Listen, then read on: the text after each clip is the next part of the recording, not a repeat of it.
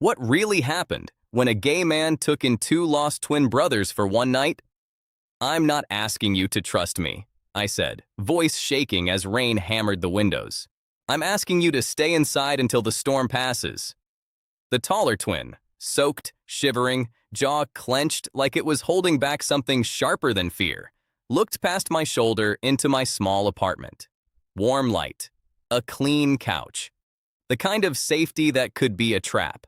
And then he said the one sentence that made my stomach drop. Why do you keep staring at him like you already know how this ends? The night started with the city turning mean. I'd been walking home from my late shift at the bookstore, collar up, hands jammed in my coat pockets, counting steps the way I did when my thoughts got too loud.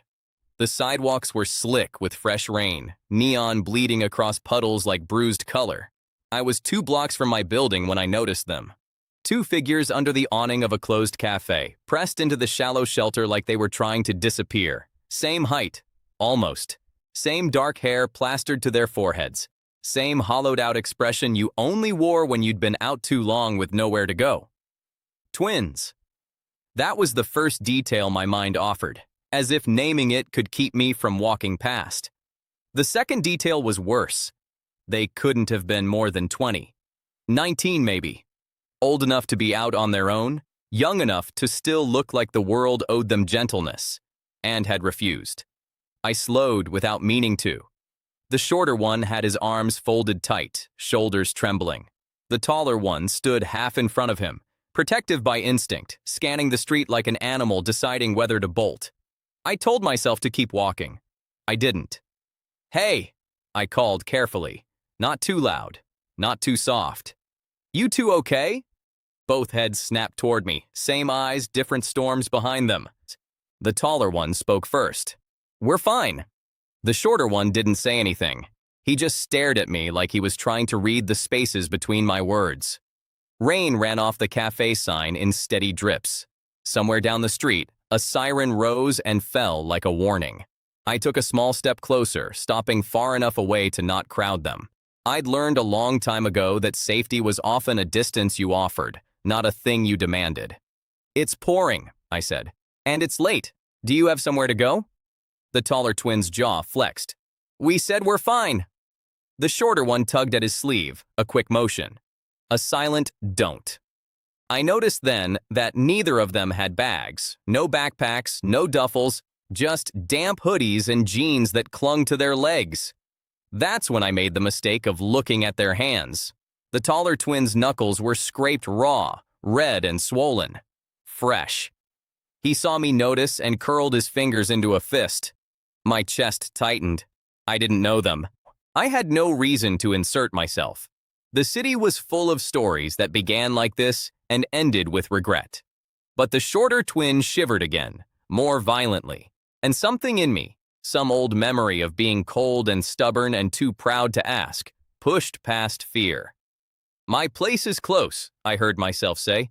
"Just for the night. You can dry off, warm up, figure out where you're going tomorrow." Silence. The taller one stared at me like I'd offered him a knife. The shorter one's gaze flicked to the street, then back to me. His lips parted, and for a second I thought he might speak. He didn't. The taller twin asked, "Why?" I hesitated. Because there were answers that sounded noble and answers that sounded true, and they were rarely the same.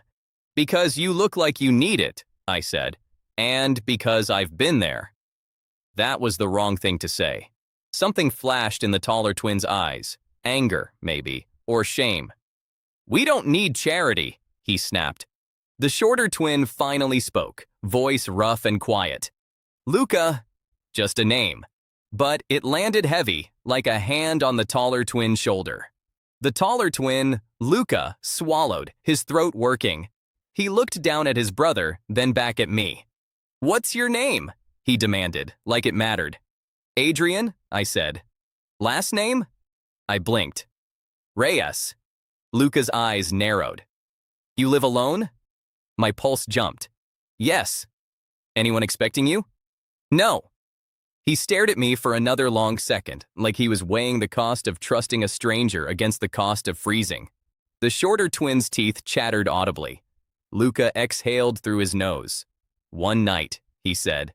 "We leave in the morning." I nodded, trying not to show relief. "One night?" As we started walking, the shorter twin fell into step beside me instead of behind his brother, close enough that our shoulders almost brushed. He smelled like rain and cheap laundry detergent, and something faintly metallic, like coins or blood. "Thank you," he murmured, so quietly I almost missed it. I glanced at him. "Of course." He looked up at me with those same eyes, dark, watchful, too aware. "I'm Eli,"